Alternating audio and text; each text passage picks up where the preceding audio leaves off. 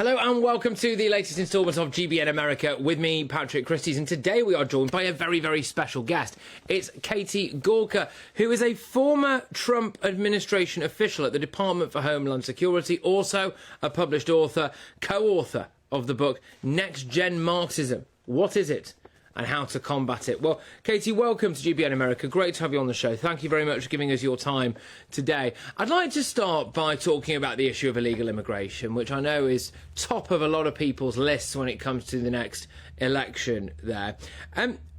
Donald Trump made some comments about what's going on in Ohio, in Springfield, Ohio. Whether or not they're eating the cats and the dogs is one thing, but there have been tensions, haven't there, as 20,000 Haitian immigrants have settled in a town with a population of just 58,000. I mean, this has caused quite a lot of issues, hasn't it? It has caused issues in Springfield. It's causing issues across the country. This has been really tough on many communities, many municipalities. It's stretching the resources of many of our NGOs, many of our hospitals, many of our schools. And I would say this issue is top of mind for voters. This is what we are hearing from voters. It's a very big concern. It's also causing big upticks in crime across the country. No doubt you heard the story about the Venezuelan gang members raiding a building in Aurora, Colorado. But this is just one of many things that's happening. We're having lots of car accidents where you have illegal immigrants without driver's licenses causing car accidents, a lot of break-ins. It's a really big problem across the country. Yeah, I mean, there are actually allegations that Haitians have been eating local ducks and disrupting the community as well. You mentioned there about a driving accident. Apparently an 11-year-old boy was tragically killed. The driver of that vehicle happened to be a Haitian. Should Trump have been stronger on this, do you think, in that last debate with Kamala Harris? Because that is her job, isn't it, to be head of the border, and that border's wide open.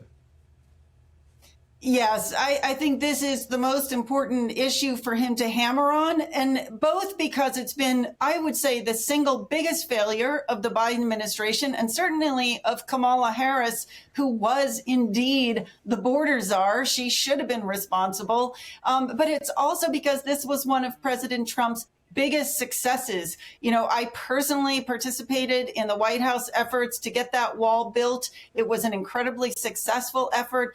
I saw the flow of illegal immigration coming across the border. I watched it be shut down. His policies, which were far-reaching, were really successful in slowing and then virtually stopping that flow. So personally, I wish he'd hit harder on that issue, but I think it's something that Americans are keenly aware of. Yeah, no, indeed. And actually, J.D. Vance is standing very much with him, quite literally, in terms of the rhetoric as well.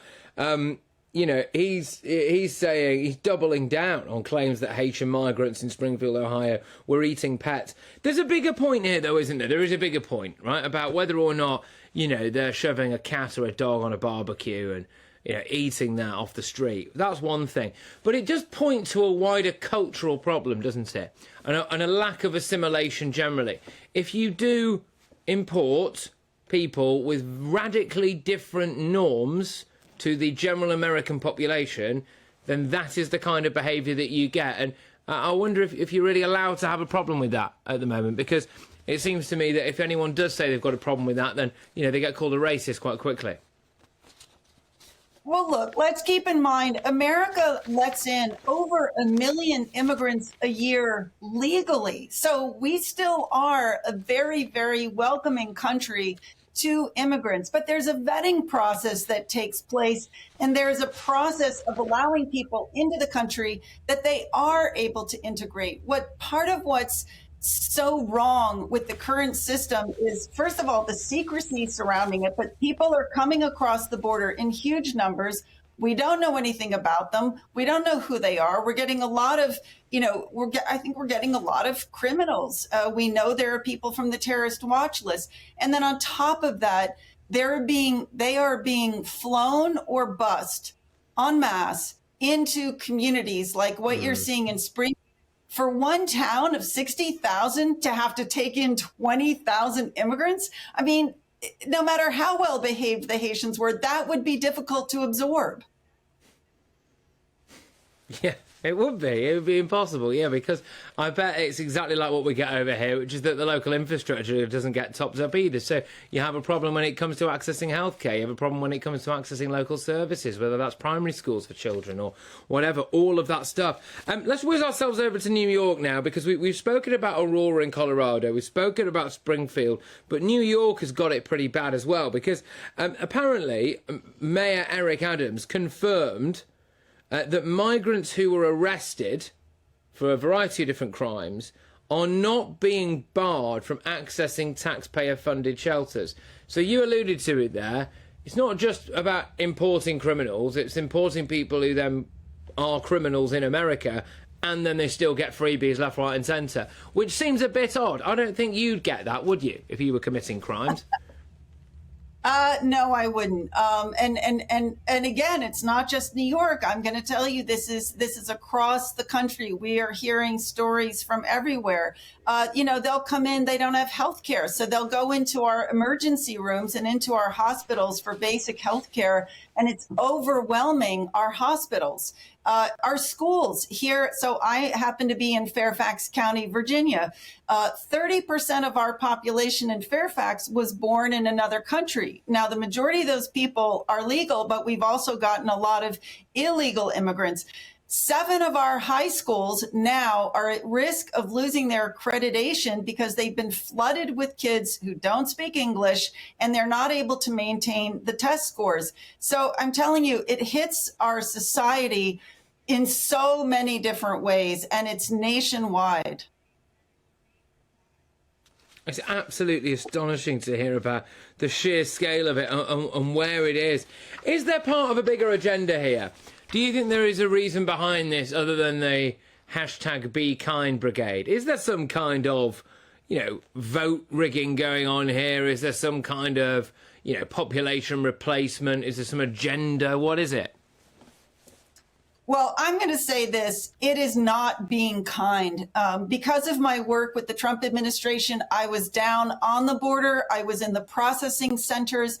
What has happened with this immigration policy is that it is an incentive to traffic children. Because what happens is we told families that if you have a child, you will not be separated. So you have many people using children illegally to get across the border. So we have this massive child trafficking crisis.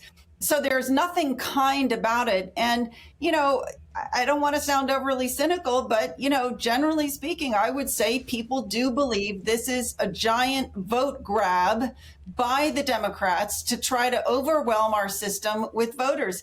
Here in Virginia, we just yesterday made a decision in Fairfax County. We are going to start sending to the local prosecutor all the people that have illegally registered to vote, and it is in the hundreds. So this is a big problem going into our election.